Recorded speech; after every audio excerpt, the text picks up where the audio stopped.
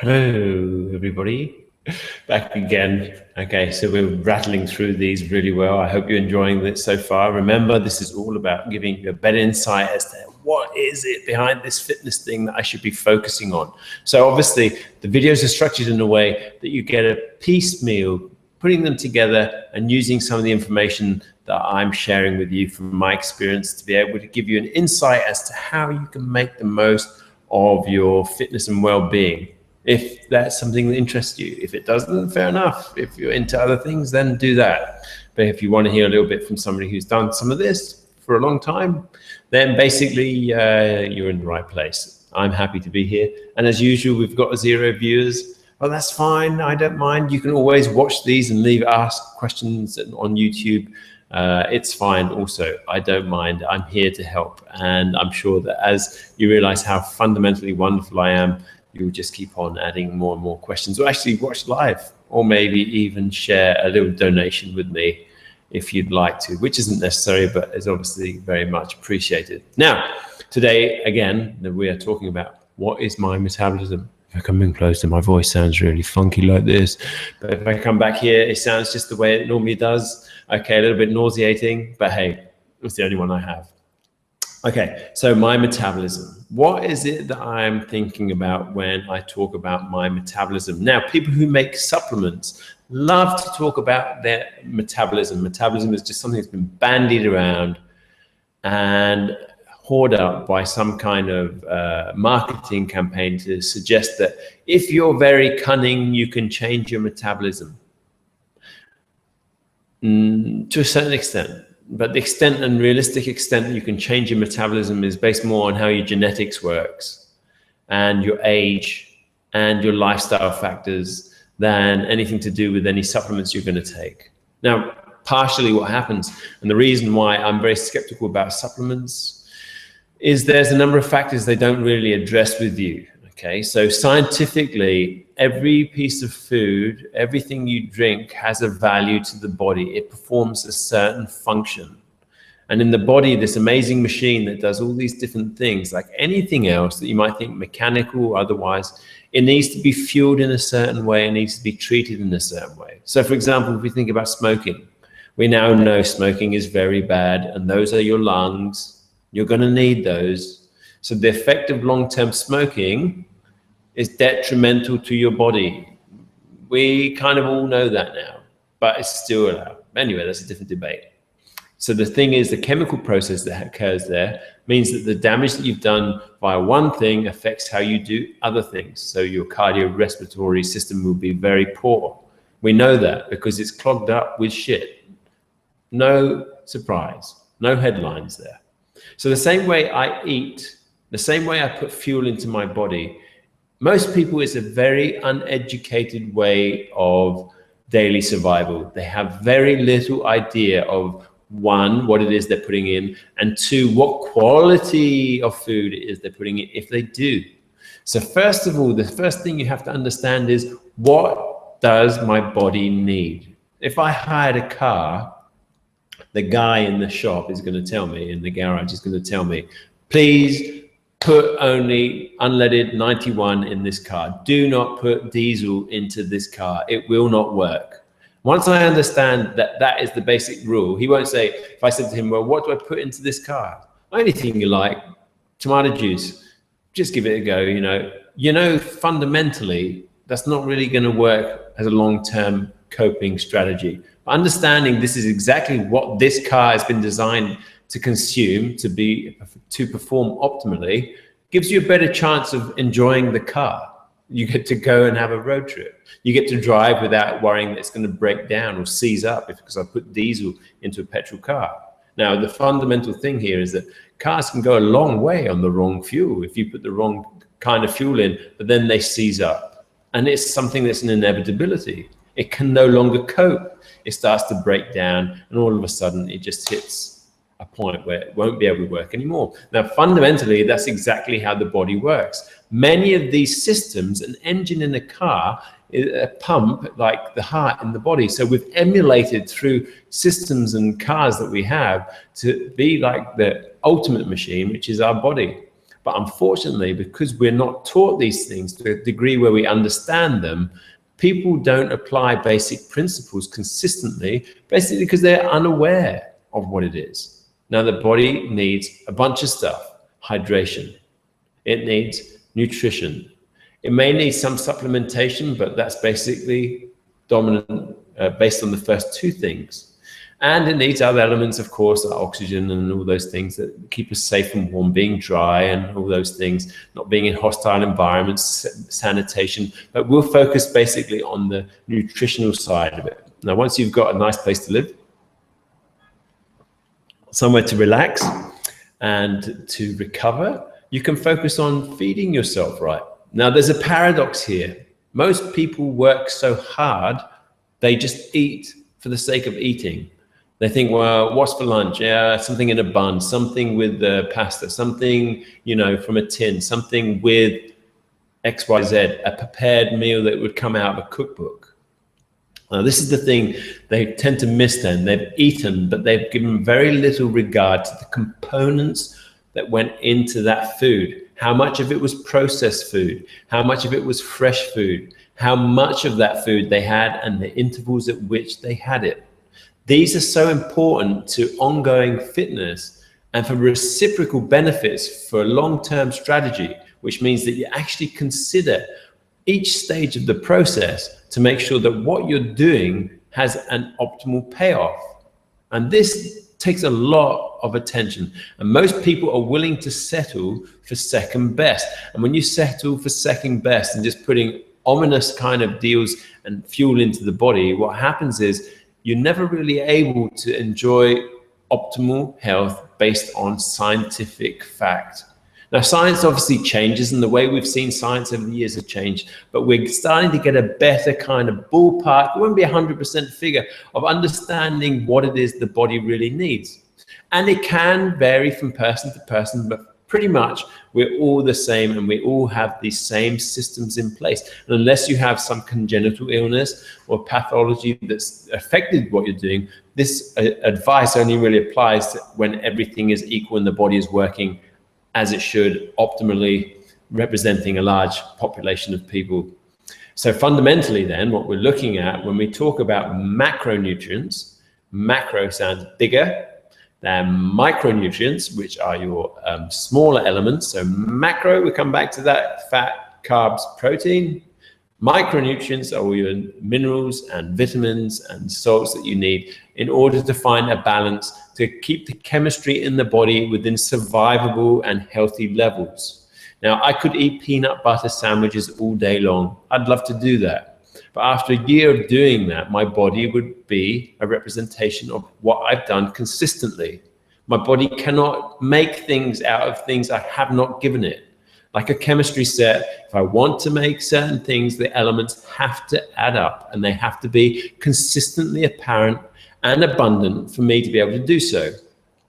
If I ate only fat, my body would struggle to be able to do some of the functions. The functions in the body relate to the systems in the body. Now, the systems in the body, cardiovascular system, immune system, respiratory system, reproductive systems, you know, all these things are the systems of the body, and they need good nutrition, good hydration to be able to sustain themselves, to work in an optimal way. Now, as you age, your body obviously becomes harder for those things to sustain the functions that they had when you were a kid or a bouncy 25-year-old made of rubber.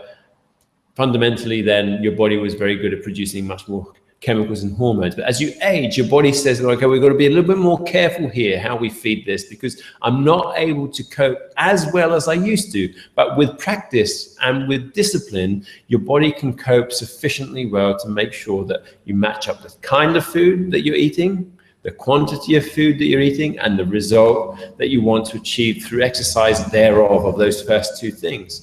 So we think then, coming back to macro, remember the micros we have to try and derive from the foods as well, rather than just supplements. And we're going to try and think about how the fats in my body, how the protein is used in my body, and how the carbohydrate is used in my body. Now, they share some common characteristics, but also they need to have their own individual territory, because they do different functions and they can bounce off of each other when there's something wrong or when something's not quite aligned. Over the other side, the smaller elements, my micronutrients, my vitamins, my salts, will start to balance out things that happen and small chemical things that need to be happening in my body, in the light of, if you think of bricks and then the mortar that runs between the bricks are the macros and the micros are the mortar or cement. I think that's the word. So fundamentally, finding the right balance between what your carbohydrate needs are. So if you're a super athlete, your carbohydrate needs are going to be through the roof. If you're sitting at a desk, your carbohydrate needs are still apparent, but in less quantities. And the same way, if you're a bodybuilder, your protein intake is going to be higher than somebody who works at a desk, and your carbohydrate might be higher. By finding out how much you need and the essential amounts that you need daily, so there's a quota that you need to satisfy each day. Now, these are carbs, proteins, fats. Now, if I don't get enough protein to match my needs or my demands, then what will happen is my body will scavenge from existing supplies.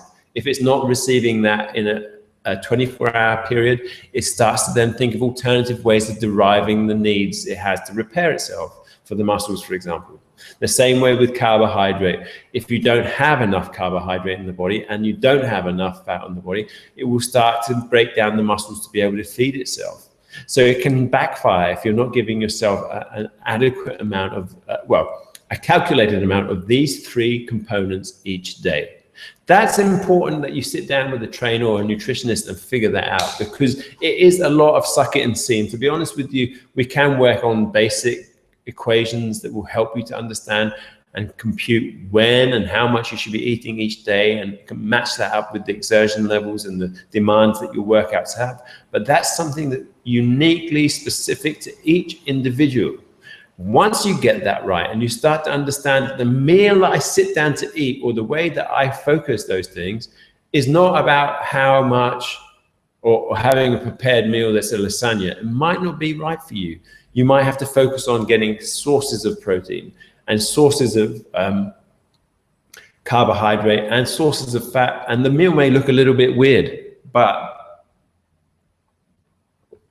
in its lack of conventionality, you're also satisfying the needs of the body more specifically.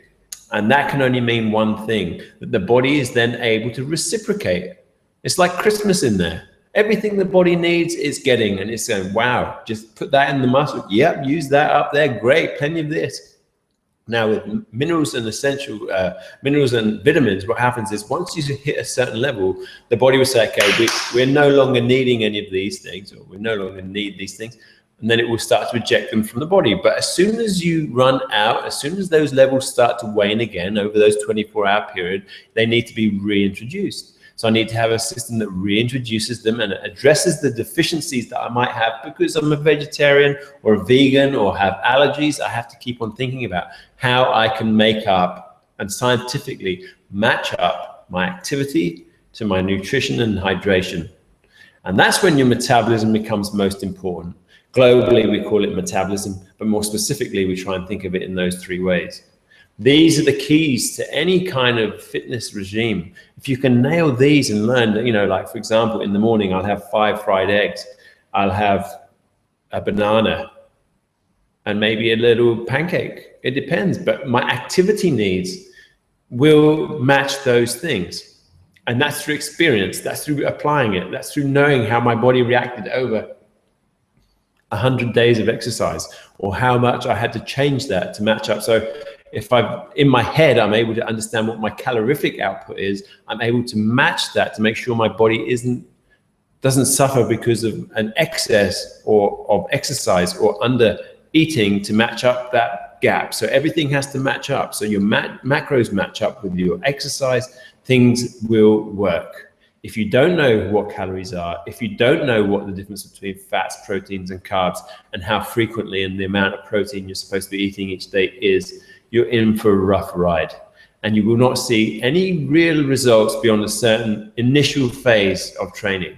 So you have to get scientific, you have to get disciplined, and it's no mistaking how hard that shit's gonna be. It won't happen on its own. It will not occur unless you put the effort in. And sometimes that means having to scale back from work. So if your priorities are work, well, your food will just have to do. You make do on whatever it is that's nearby. But if you prepare yourself, if you think ahead, if you have a 24-hour window where you grab food from the supermarket that's seasonal, that's fresh, you'll find that you're going to get much more out of it. Now, quickly on this, basically what we're looking at here is we also have to consider the quality of the food that I put in. Now, the digestive system starts here when I see the food, and here when I mean, you don't really hear food unless it's alive, but how I smell things and how I prepare my food. Once I'm preparing my own food, I actually start the salivation and all the juices in my stomach start to clear out everything in anticipation of what I'm about to receive. When food is laid out before you, you just grab it from a shelf. The body's come from an office environment and it's gone to eat. It's had no chance to prepare itself. The chemicals and the hormones in the body have not been able to be part of the process of what this food preparation is. So even if you do prepare your food at home and bring it in and eat it at work or wherever it is, your body's digestive system begins the moment you start to prepare in the supermarket and your eyes identify the components that you need. And once you become good at that, you start to bring it home, you're chopping it up, you're putting it in the pan, you're cooking it, whatever you're doing to it, the body starts to get ready to receive it. Then the mouth starts to salivate. This is the first process. And the body can only break down so much in the mouth. So it coats everything. We chew it slowly, chew your food, very important. And then basically what happens is the more you chew, the more salivation occurs, and your body is able to produce enough of these fluids to then aid the second part of the digestive process, which is when it hits the stomach. In here, it will break down the food depending on how well you've chewed it and how much saliva is in the food and other factors, you know, age and... Okay, second time it's done that. Okay.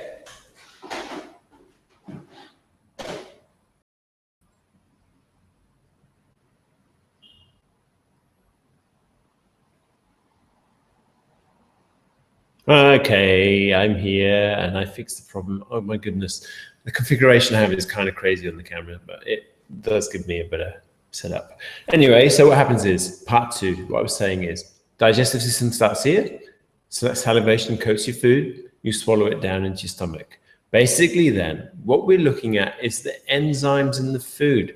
If food has been frozen, if it's not fresh, the quality of the enzyme will start to diminish. If it's been broken down into a powder, like protein shakes, enzymes of a steak that's just been put on the shelf, if you're a meat eater, let's say, it's going to be much higher and the quality thereof much more beneficial to the body than jerky, which has been dried out, has been sitting in a packet for 6 months.